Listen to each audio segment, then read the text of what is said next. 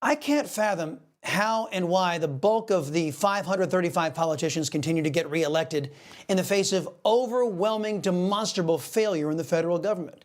Don't just take it from me. Your average fifth grader, even with Democrats' dominance of Gov Ed, can tell you. When our people are dying because of bad policies, government is doing it wrong. Americans pay the ultimate price for bad government. That's the tragedy we reveal in today's preamble. Now, we're going to get into greater detail about the 3 service members killed in Jordan over the weekend. It's just the latest in a string of policy-related deaths our fighting men and women have had to endure. But back here at home, the situation is equally dire, and for the same reason: big, unaccountable government.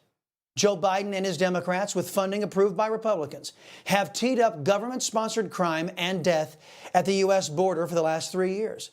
The deaths of illegal aliens at our lawless border is well chronicled. But underreported by a complicit press is the death at the hands of illegal alien criminals our people are suffering. Criminals who should never have been here to commit those crimes to begin with. The crime has skyrocketed in the era of Biden. Some of the more gruesome examples are Alexis Saborit, an illegal alien from Cuba with a history of violence, beheaded his girlfriend with a machete in July of 2021.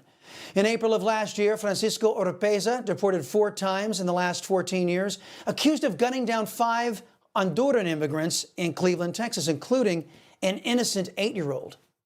In February of 2023, Brian Marquez, who had deportation orders but was still hanging around the United States, brutally murdered his roommate by beating him. He was charged with first-degree murder.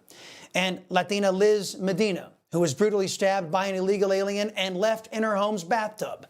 Rafael Govea Romero was arrested on a capital murder charge in the killing of the 16-year-old Texas high school student.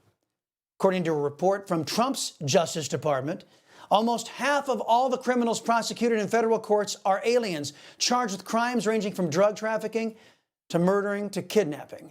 The vast majority, 38,000 of them, were illegal aliens.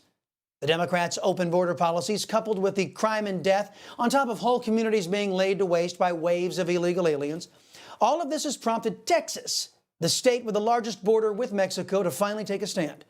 Texas has taken over a park in Eagle Pass, a key area that the Democrats were using to run their illegal immigration operations. Texas has begun to erect barriers to deter illegal immigration, including razor wire.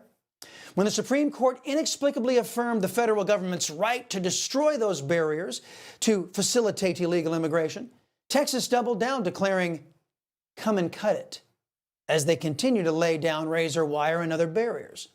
As Texas stands against the federal government's deadly lawlessness, other states have flocked to our cause. 25 states have joined Texas in sending a signal to the corrupt federal establishment. This far, no further. It seems the unified stand against government-sponsored crime is having an effect.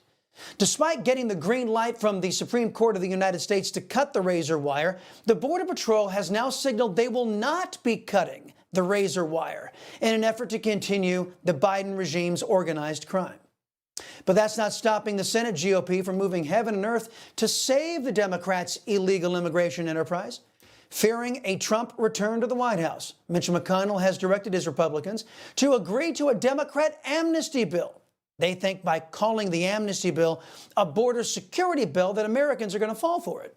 The bill reportedly allows 5,000 illegal aliens to enter this country every day. It rewards illegals with green cards, taxpayer-funded lawyers, and other goodies. Senate Republicans are blaming internet rumors and President Trump for potentially derailing their deal with leftists. But Americans are growing skeptical of a bill that is being developed in secret. Many Americans are asking, wait, if the bill is so good for we Americans, why is it being negotiated in secret? Why is Mitch McConnell creating a border version of Obamacare? Remember, it was Nancy Pelosi who said, we have to pass Obamacare to find out what's in it. It seems Mitch McConnell and his Senate Republicans have adopted that Democrat standard, or lack thereof. But some Americans are more than just skeptical of the GOP's clandestine efforts on the border. Some are acting.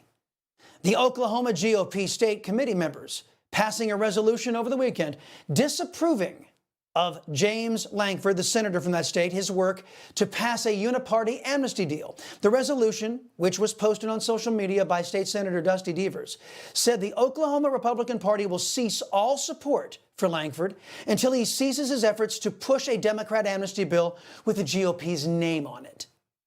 The resolution ridiculed the amnesty deal, saying Lankford's work with Democrats like Senator Chuck Schumer to make illegal activity legal was unacceptable. In my opinion, every state GOP organization should have similar votes notifying their senators. If those senators abandon their voters to please leftists in the Democrat Party, the state party and the voters will abandon those GOP senators. I suggest the Democrat voters do this as well, but we all know Democrats don't hold their politicians accountable for lawlessness. In fact, the opposite is true if the polling is to be any indicator.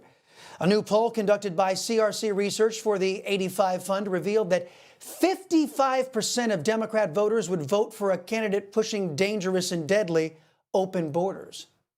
Not only should states push back on federal lawlessness, there needs to be a serious discussion in this country about a tried and true Salcedo Show axiom. It states, they can't hurt us if they don't have our money. More and more Americans must examine the wisdom of funding a federal government that is dishing out lawlessness and death to our people. Most Americans would conclude that paying people to hurt you is a clear sign of idiocy, and they would be right.